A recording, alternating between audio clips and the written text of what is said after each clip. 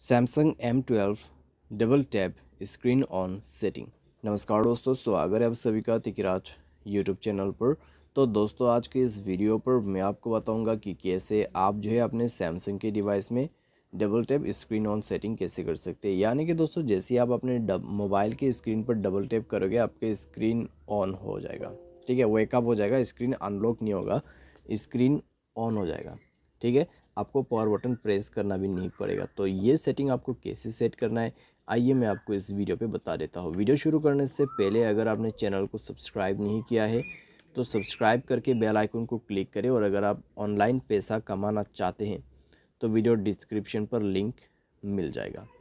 चलिए दोस्तों, वीडियो शुरू करते हैं।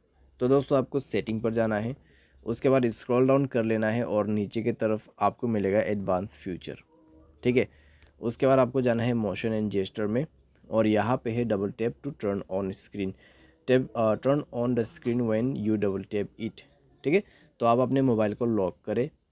लॉक करने के बाद मोबाइल की स्क्रीन पर डबल टैप करें, उसके बाद आपके स्क्रीन ऑन हो जाएगा इस सेटिंग के मदद से।